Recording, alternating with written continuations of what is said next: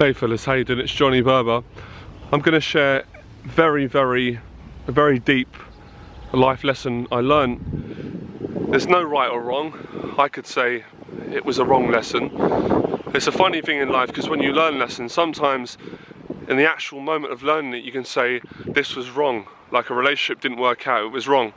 But as time goes on and you learn more, you improve more, you start to sometimes change your perspective. You say, well, if that didn't happen, I wouldn't be where I am now. And then you'll ask another question, maybe it was meant to happen. If that didn't happen, I wouldn't have got success.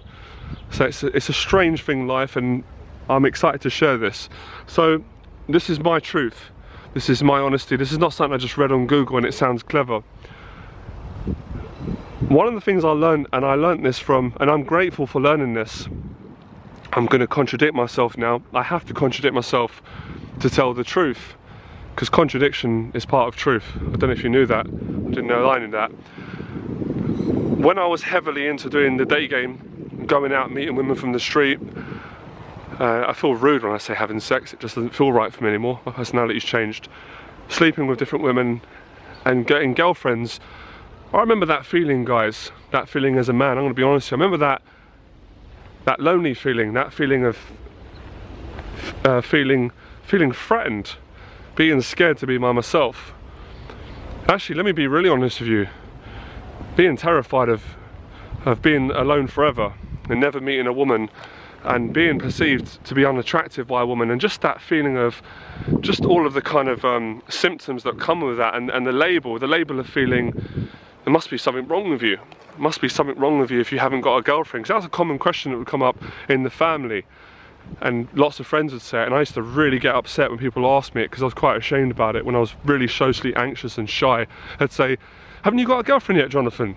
And I'd be so embarrassed and I'd say, no, I haven't. And I'd say, I can't understand it, you're a nice guy, or blah blah blah, you know. And I didn't, because I had no confidence to get a girlfriend at the time. And I had all this anxiety, as I couldn't, it was impossible with the state I was in. So moving forward a few years, if you've been following the YouTube channel for a while, you'd have known I taught day game, I got good at it, I got good at meeting women from the street. I went through this journey of trying to find self-fulfillment. I wanted to feel good in myself. I wanted that approval. It meant a lot to me at that time. That was very true for me. I've said this before and I used the exact words, and I said it to myself at that time. I had to get good with women. Good in the context of what good meant at that particular time, which was to be able to get numbers regularly, have sex with women, and to be liked by women. I needed that. My psyche needed that. All the bullying that I underwent, all the feelings of low self-esteem, the feelings that I'm not good enough, always falling short in everything in life, whether it's sports, whether it was a job. I always seemed to come last in my own mind. That's what my ego created. So it was something that I was willing to die for, and I'm not joking you, literally. That's why I put so many hours in. I was obsessed, and it's quite sick, but I think it's quite normal, it's quite healthy, and it's what men have been taught, or what we've taught one another, to almost put women ahead of me, put them ahead of everything.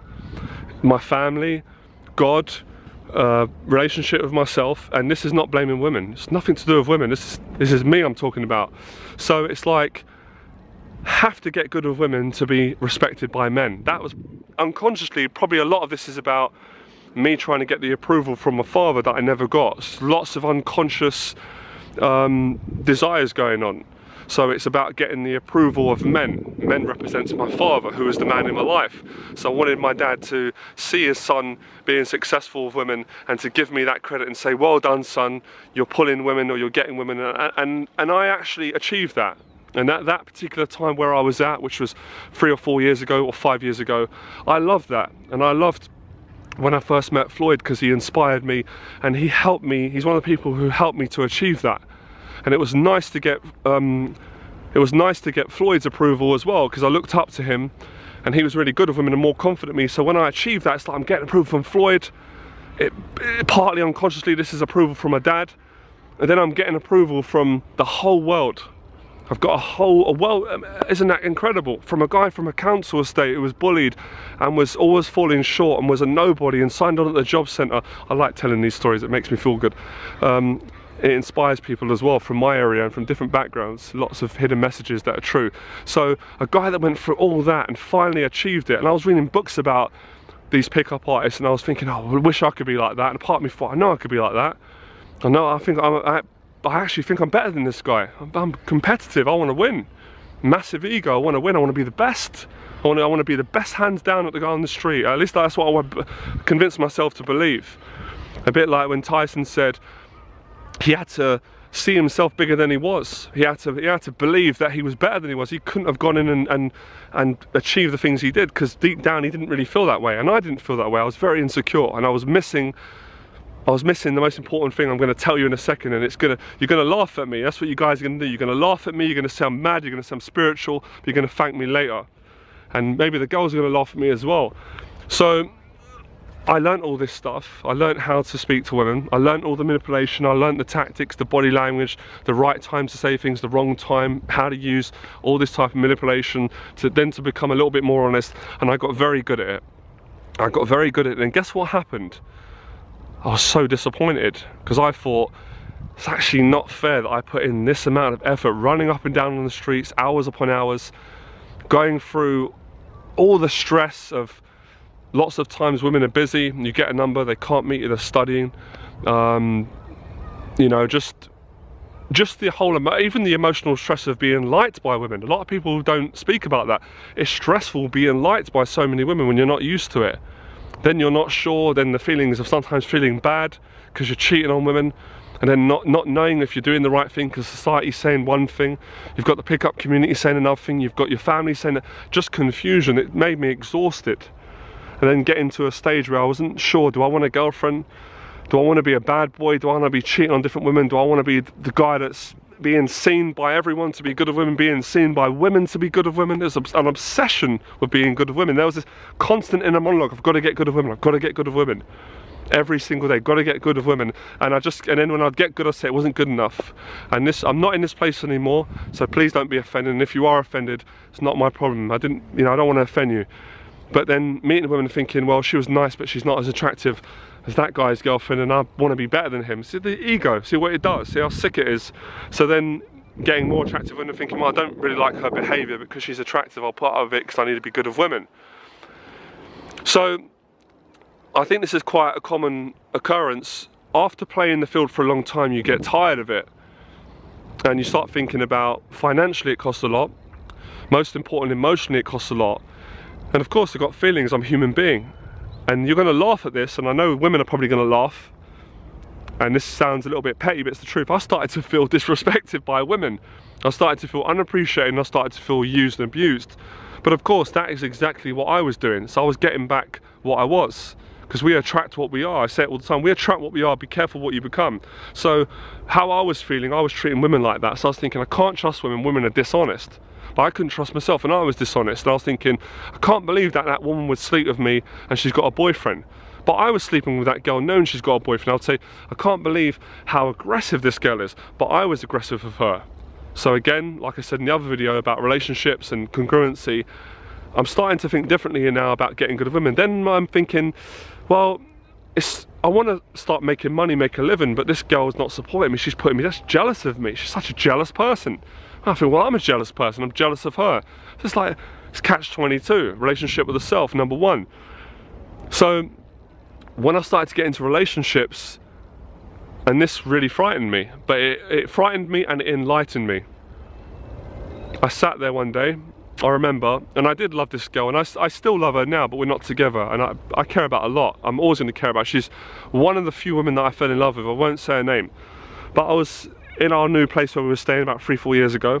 Business is going well, attractive girlfriend, confident man, popular, all the rest of it, YouTube fame, small amount of fame, all these egotistical goals that I wanted to reach. I was really unhappy, depressed, and I felt confused by it all, because I had achieved what society had marketed as happiness. And I remember sitting there thinking, I don't like myself. I don't like myself. I'm not comfortable in who I am, and I'm depressed all the time. And things started to come down for me, and I remember thinking, and I didn't want to admit this, guys, I'm running away from things. I'm wearing a mask. And part of me went, of course you're not wearing a mask. Of course you're not, don't say that. Separate part.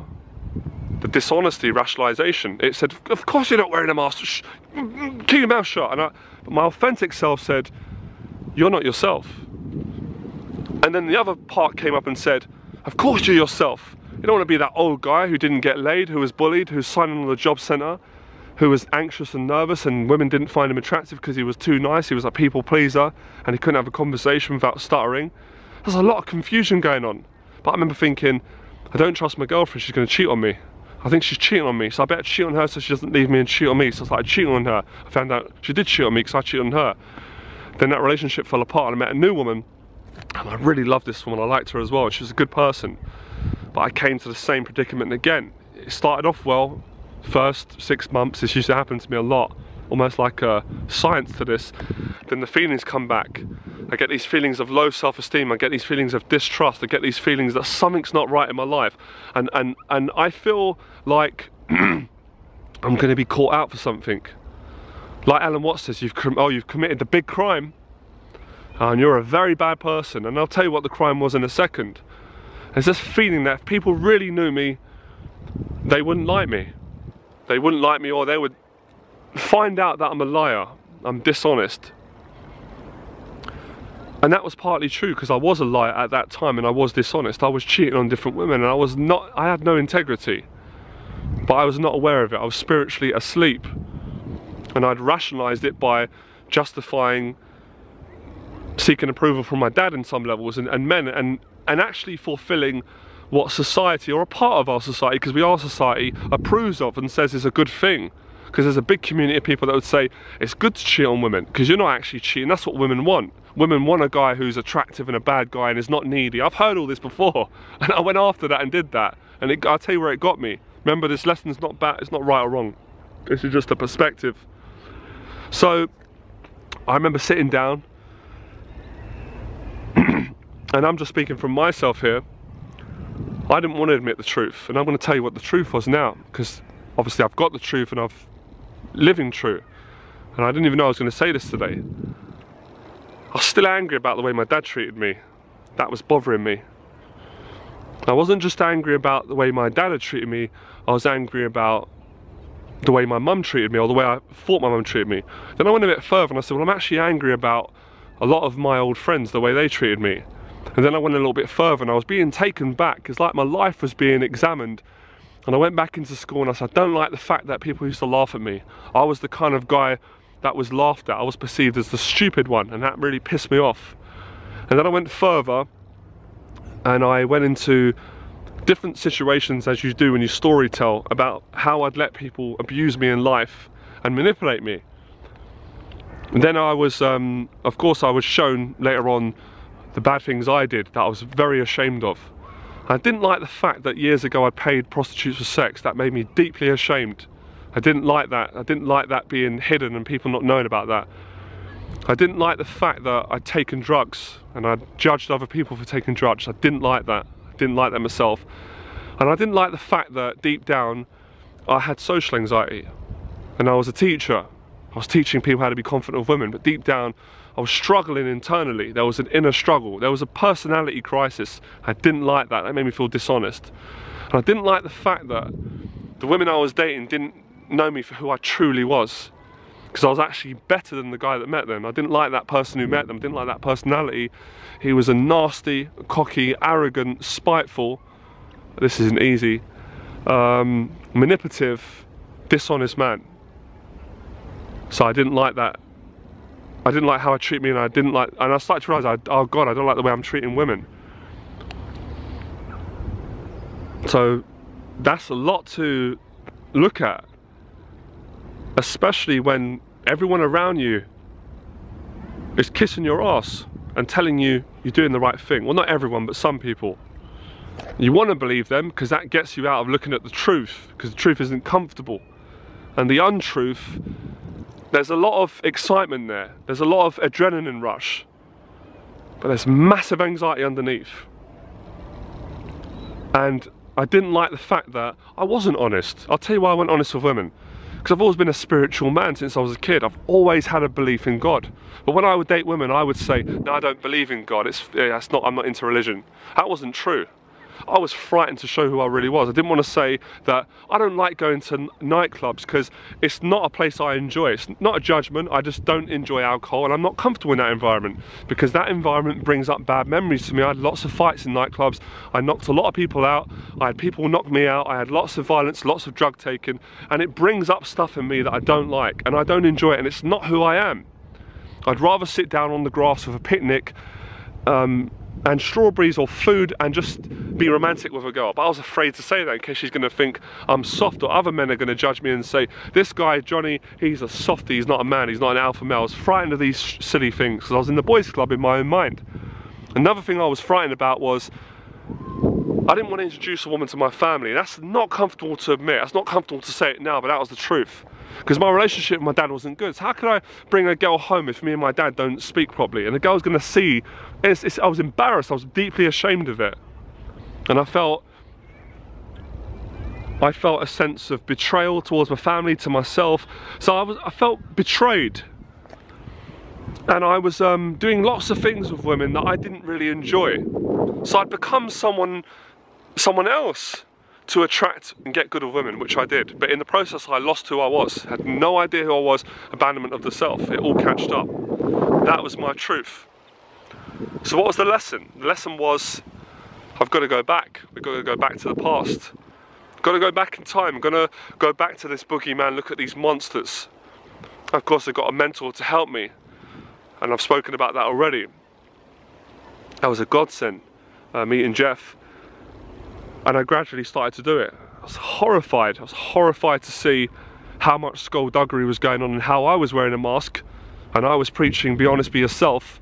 But that's what I believed to be right at the time. But underneath, there was lots of darkness. There was lots of shame in all of it, which I've talking about and wrote about. And I feel great now for having the courage to look at it and to make the changes.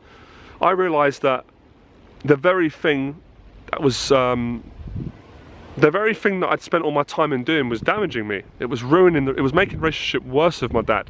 It was making it worse with everyone. So I had to stop it. It took a lot of courage to stop it.